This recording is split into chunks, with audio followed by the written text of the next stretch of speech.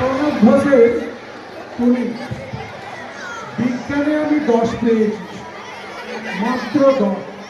আমার কি দোষ বলো? প্রশ্ন যা ছিল খুবই সহজ, উত্তর ছিল জানা, ভাগ্য আমার সহায় ছিল না, পৌঁছতে হলো না। নইলে আমি কি তেমন ছাত্রী বিজ্ঞানে ফেল করি?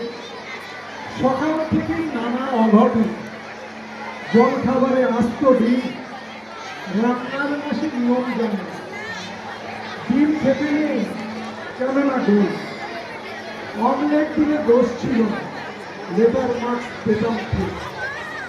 ভাগ্য আমার সহায় ছিল না, যেটা দেরি হলো কর্তব্য। ঘর ছেড়ে যেই বেরোতে যাব, অব্দি দাদু হেসে দিল হ্যাঁচো। ঠাকুমাটাই রেগে গায়ে মাঝে বললে, ও বৌমা, হেসে দিল বেরোয় না যেন।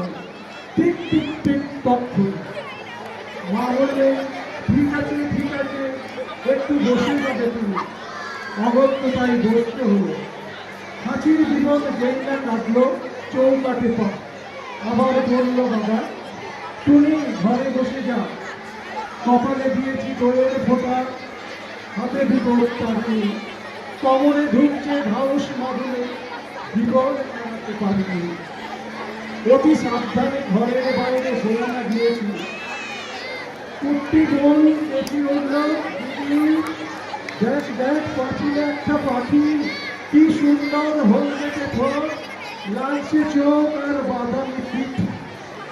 তাকিয়ে দেখি পাখিলে বসেছে, হায় হায় ওটা এক শালিক।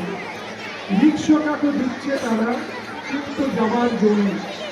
বাড়ির সবাই শালিক দিচ্ছে, তাই শালিক আয়, আরেকটা শালিক না দেখি তুমি কি করে স্কুলে যায়। শালিক দিল অবশেষে, রিক্সা ফিরল চড়ে, আর দেরি নেই পৌঁছতে স্কুলে।